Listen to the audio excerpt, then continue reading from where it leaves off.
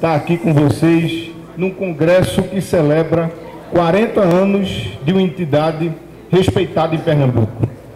É uma entidade com história em todo o estado, né, que hoje é presidida por um conterrâneo, como ele bem falou aqui. Né, eu costumo dizer aos amigos e aos familiares e colegas que eu não sou timbalbense no papel, mas sou timbalbense de coração. Né, não nasci lá, mas tenho as raízes familiares e raízes históricas todas fincadas lá em Timbaúba. Né?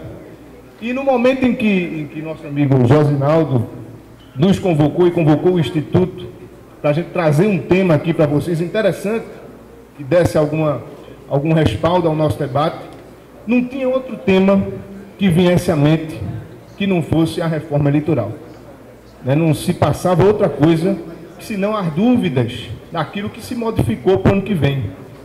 As eleições, vocês são os vereadores cobaias, vamos dizer assim, dessa legislação nova, dessas mudanças que tivemos aí para as eleições do próximo ano. Né? Mas, antes de tudo, é importante, num momento de introdução, dizer a vocês que a reforma política, ela não é um tema de agora. Não foi uma coisa que despertou em 2015, nem nas eleições do ano passado, em 2014. A reforma política, ela vem de um debate construído no Brasil há muito tempo atrás. Não tanto tempo assim, porque nasceu da consolidação de nossa democracia. É isso aí, no final da década de 90, início da década de 2000, foi quando se começou a terem as aclamações pela reforma política. É a nossa Constituição de 88, que o nosso patrono do Instituto e homenageado Egídio Ferreira Lima foi relator da Comissão de Organização dos Poderes, né? Ela recepcionou o Código Eleitoral, que é de 65. Né? Então, são leis eleitorais ali naquele código que estiveram em vigência, por exemplo, durante todo o período militar. Né? E que a Constituição recepcionou, autorizou a continuação da vigência dela, com algumas ressalvas, por óbvio, mas a maioria das leis que ali estavam se mantiveram. Né? Além disso, a Constituição manteve lá, regulou os nossos direitos políticos, ali pelo artigo 13, 14, 15, 16 do texto fundamental. Né? E deixou em aberta a possibilidade, a necessidade, vamos dizer melhor, a necessidade de terem leis, de serem instituídas leis que tratassem diretamente sobre as eleições e os partidos políticos. E aí não demorou muito tempo.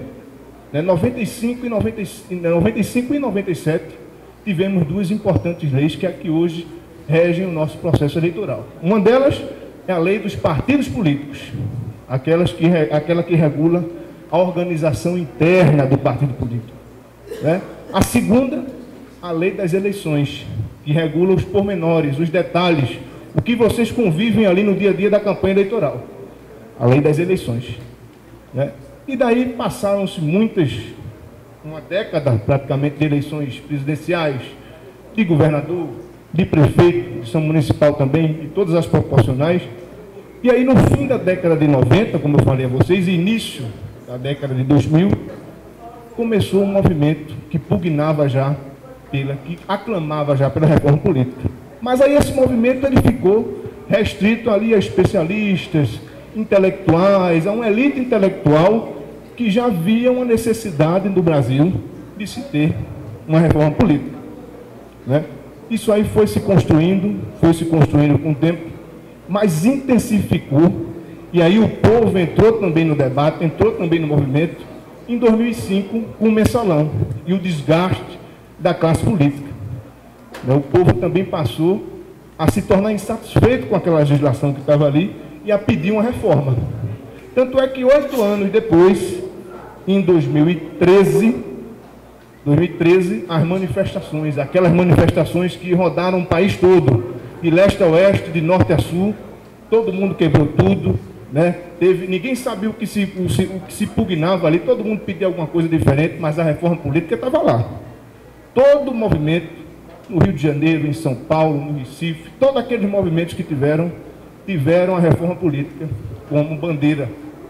Era sem dúvidas era uma grande bandeira que se pedia. Tanto é que no fim daquelas manifestações, no fim do ano de 2013, a presidenta Dilma fez aquele pronunciamento na televisão e se comprometeu a formalizar um documento onde se comprometia a fazer a reforma política, a botar a reforma política em pauta.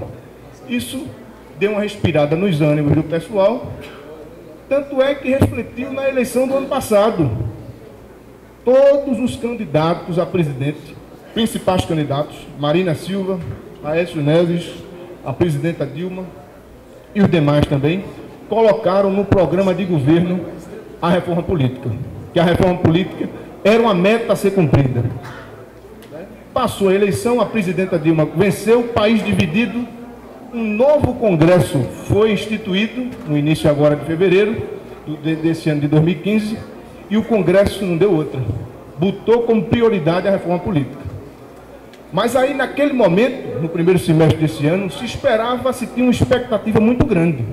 A gente achava que ia mudar o sistema eleitoral, né, como um todo, ia ter distritão, se falou muito em distritão, teve a votação do distritão lá, o distritão perdeu, falou-se até em voto facultativo.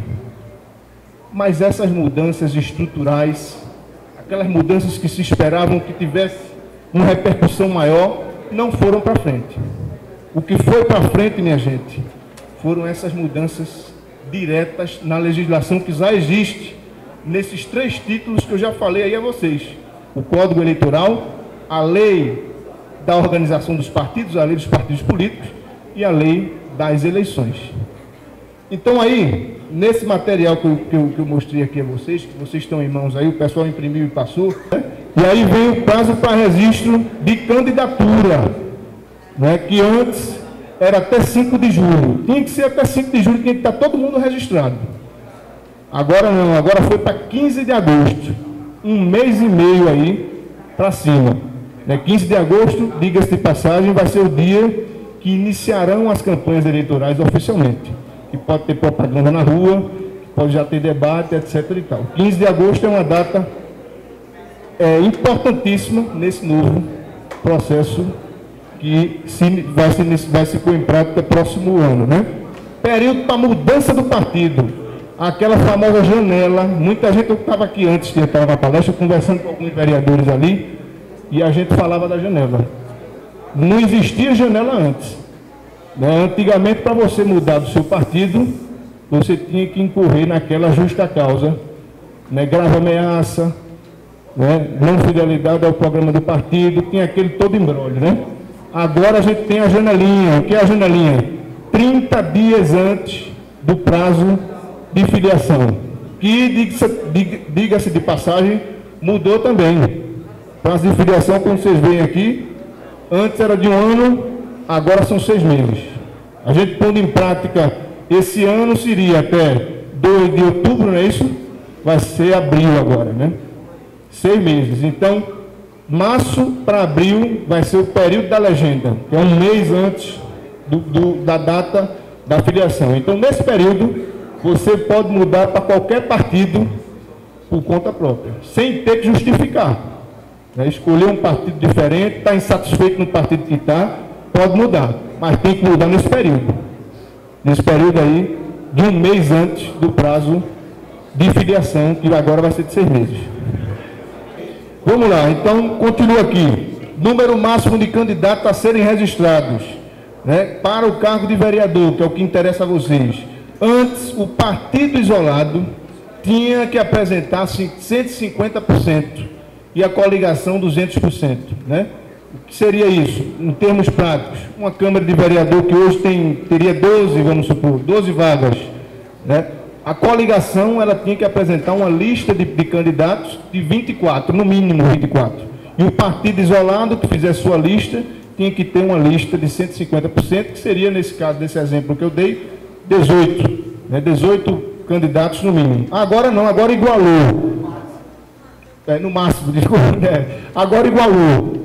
A coligação e o partido, né? 150 por 2. Essa exigência de 200% da coligação caiu. Então, igualou partido isolado e coligação. Né? Então, vamos lá.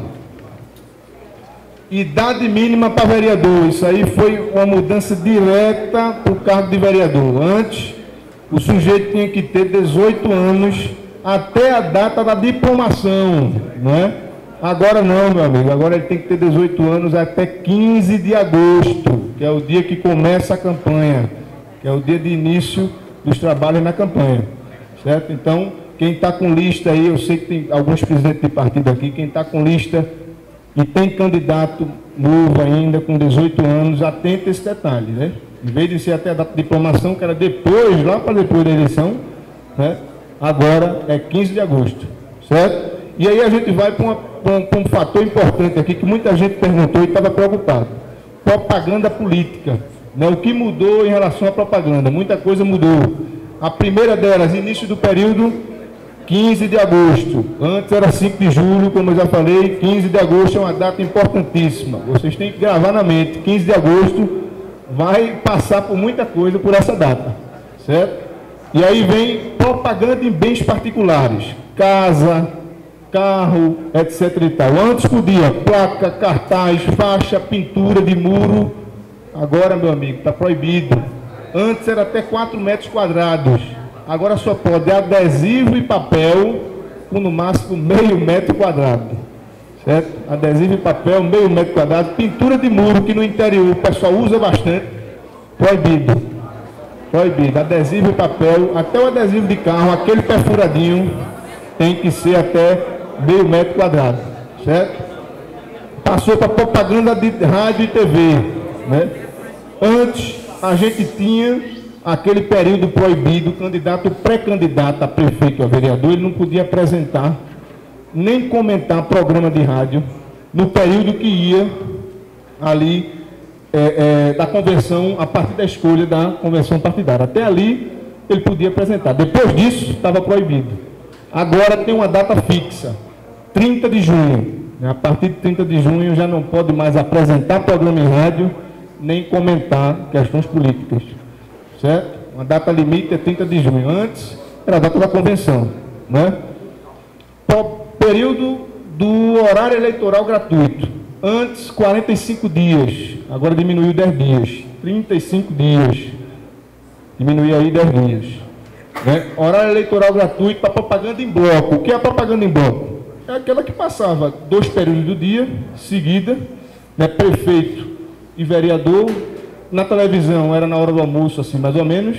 E à noite, 9 horas da noite, na hora da novela ali, 8h30 para 9 horas. E no rádio de manhãzinha cedo e no horário do almoço. Né? Isso aí mudou.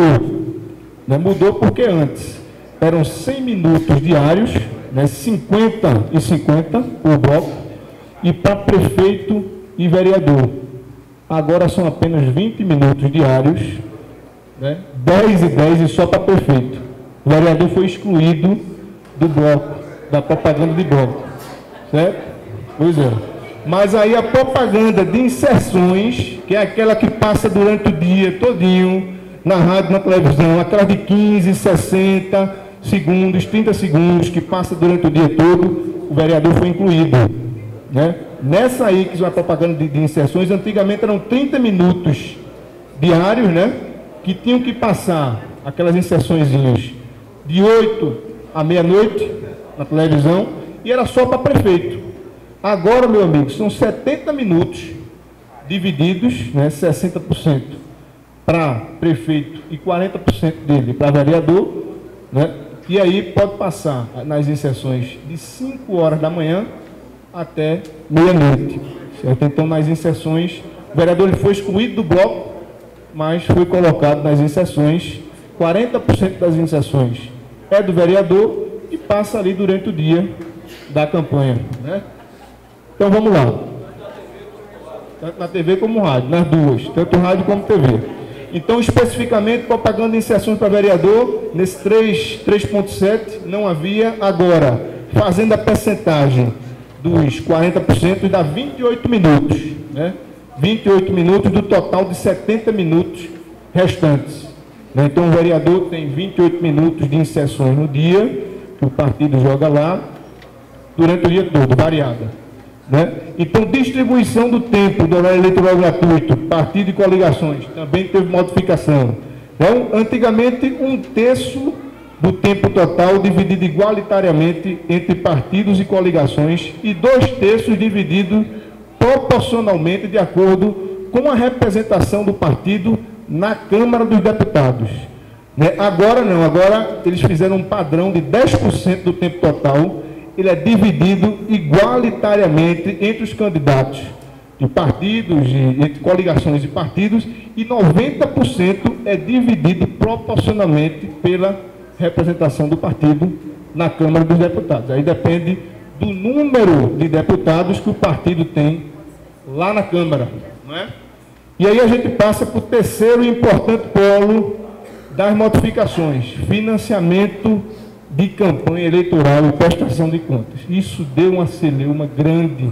Quem acompanhou aí o noticiário de comecinho de setembro, não, finzinho de agosto, até agora há pouco, viram a celeuma que foi da questão das pessoas jurídicas poderem doar, né? O Congresso ele preparou todas essas modificações, incluindo a questão da pessoa jurídica, né? Fez lá, a pessoa jurídica ela podia, naquele momento, segundo os deputados, o projeto que eles tinham, doar diretamente para o partido, mas não para o candidato. Então havia ainda alguma forma de doação, né? Depois não, depois o STF, a decisão sobre uma ação que foi interposta pelo OAB, né, declarou pela quase unanimidade, foram 2 votos contra só, foram 4, uma coisa assim, a inconstitucionalidade das doações de pessoas jurídicas, né? Isso aí fez a presidenta, no dia 2 de outubro, quando ela sancionou as mudanças, vetar essa questão que os deputados tinham colocado das empresas para os partidos, né? Então foi vetado nos 2 lados, né? Agora, antigamente, então, podia pessoa física até 10% do rendimento da declaração do imposto de renda última, né? E aí a pessoa jurídica podia 2% do faturamento bruto último, né? E o próprio candidato também podia doar até 50% do patrimônio, né? Agora vetaram-se as pessoas jurídicas, nenhuma empresa pode doar oficialmente, né? Somente a pessoa física, né, com até 10%, manteve seus 10%, e os recursos próprios do candidato. Continua sendo permitido o repasse de recursos dos partidos políticos aos candidatos, ainda que provenientes daquele fundo partidário que existe, e sem a individualização dos doadores. Então, o partido pode doar ocultando, sem identificar quem foi, né? Essa foi a grande modificação e a grande polêmica no que diz respeito ao financiamento de campanha, né, da reforma. E aí vem o valor da multa, né? O valor da multa por doações acima do limite. Antes, poderia ser de 5 a 10 vezes o valor que ultrapassou. Vamos supor que o camarada ultrapassa ali R$1.000, poderia ser 5 a 10 vezes aquele valor, a multa. Agora não, agora é 100% só. É só o dobro do valor, né? Houve essa modificação e, ao meu ver, para quem excedia, né, foi mais benéfica, porque antes o camarada podia ser condenado a pagar 10 vezes até aquele valor, né? De 5 a 10 vezes. Foi uma modificação benéfica nesse sentido, né? Então, fixação dos limites de gasto de campanha. Antes, deveriam ser estabelecidos por lei, caso não houvesse limite, que nunca houve. Antes, o tribunal nunca pôs limites, e aí a lei dava aos próprios partidos que fixavam, né? O partido fixava um limite de gasto, pode gastar até tanto, e aí você tem que trabalhar com aquela margem que o partido dava, né? Agora o TSE limitará os limites conforme os parâmetros. Quais são os parâmetros? Aí vem parâmetro para prefeito. No primeiro turno ele só pode gastar até 70% do maior gasto declarado pelo município, pelo candidato a prefeito na última eleição do município, né? De 2012, no caso, a eleição de 2012. Caso tenha tido apenas um turno, né, seria 70%. Caso tenha tido 2 turnos, 50% do total dos gastos, juntando aí primeiro turno com segundo turno. Esse valor, ele será, segundo a lei, corrigido eleição por eleição. Para vereador, que é que mudou nos gastos? Para vereador, até 70% do maior gasto declarado pelo vereador que gastou mais na última eleição, de 2012. Né? Segue esse parâmetro do prefeito, sendo que tem aquela questão do primeiro turno e do segundo, que aí o prefeito vai ter que ter como margem essa questão. Né? Prestação de contas parciais, importante também. Deveriam ser entregues pelos partidos e candidatos à Justiça Eleitoral no período de 28 de julho a 2 de agosto e de 28 de agosto a 2 de setembro, né, para divulgação na internet, pela própria Justiça Eleitoral, que aí ela divulgava nos dias 6 de agosto da primeira prestação e 6 de setembro da segunda. Né? Agora, os partidos, as coligações e os candidatos deverão divulgar na internet os recursos em dinheiro recebido em até 72 horas. Então, receber algum dinheiro em até 72 horas, você tem que ir lá declarar que recebeu. Né? 72 horas após o recebimento. E no dia 15 de setembro, deve enviar aquele relatório com todas as prestações de contas, né? E que devem enviar o relatório discriminando as transferências do fundo partidário, recursos em dinheiros estimáveis em dinheiro, né, bem como os gastos realizados. Aí você tem um relatório e cada vez que você for prestar conta, 72 horas naquele momento, certo? Prestação de contas simplificadas. Aí o tribunal ainda não, ele vai por resolução, vai determinar como é essa simplificada, que vai valer para muitos de vocês aqui, principalmente por municípios de 50 mil eleitores abaixo. Essa prestação de contas simplificada, antes não existia e vai ser possível para candidatos que apresentarem movimentação financeira em até 20 mil, sendo obrigatório nas eleições municipais, como eu já disse, de até 50 mil eleitores. Mais próximo da eleição, isso deve ser no primeiro semestre do ano que vem, o tribunal vai divulgar como será essa prestação de contas simplificada, né, que vai facilitar a vida aí de algum de vocês. E aí, fora essas modificações que dizem respeito ao tempo de campanha, à prestação de contas e à propaganda eleitoral, eu coloquei aqui dois importantes temas que não dizem respeito diretamente a essas áreas, mas que são importantes. O primeiro deles é a cláusula de barreira, né, para candidatos. Antes, o número de votos válidos obtidos pelo partido e coligações deveriam superar aquele coeficiente eleitoral que o partido tinha que atingir para poder ter uma cadeira. Né? Agora permanece a regra anterior, sendo que tem 10% de cláusula de barreira. Né? O primeiro candidato, o candidato que tiver mais votos, mesmo o partido obtendo, por exemplo, uma vaga, ele tem que ter, no mínimo, 10% dos votos. Vamos supor, determinada cidade do interior, 2.000 votos é o coeficiente eleitoral, certo? Determinado partido consegue atingir os 2.000 votos. Conseguiu atingir. Sendo que esses 2.000 votos foram uma soma de um bocado de candidato que teve 180, 190 votos, 170, nenhum deles ultrapassou 200, que é 10% dos 2.000. Ninguém se elege, de início. Vai todo mundo para aquele cálculo da sobra. Né? Vai esperar os outros partidos definirem e vão para a sobra, brigar lá na sobra. Na rodada, exatamente. Vão brigar lá. Cláusula de barreira. Isso aí, por um lado, tem um lado positivo. Por exemplo, Tiririca, a eleição de Tiririca em São Paulo, o camarada teve 500 mil, ou foi 1 milhão de votos, e levou 3, 4 camaradas que tiveram 300, 600 votos, né, que não atingiram nem 5% daquela votação. Então aí, nesse caso, se tivesse valendo para a época de Tiririca, ele se elegeria sozinho e dava vaga a quem teve mais votos na frente. Em outras coligações, outro partido brigava na sobra. Né? Essa modificação foi importante e vai valer para o ano que vem. E a última aqui, eleição extemporânea, que é importante saber também, né? Se um candidato eleito nas eleições majoritárias, prefeito nesse caso, com mais de 50% de votos, isso antes, né, tivesse seu registro indeferido ou seu diploma de mandato cassados, seriam novamente realizadas novas eleições. Né? caso esse candidato não tivesse obtido 50% dos votos válidos, assumiria quem? O segundo colocado. Não é? Agora, se o candidato eleito, o prefeito, tiver seu registro indeferido, ou seu diploma, ou mandato cassado, com decisão transitada em julgado, né? Não tem mais recurso ali, transitado em julgado, né? Serão realizadas novas eleições, independentemente do número de votos obtidos pelo mesmo. Então, agora, eleição, né? Entretanto, se isso ocorrer a menos de 6 meses antes do final do mandato, serão realizadas eleições indiretas, lá na Câmara.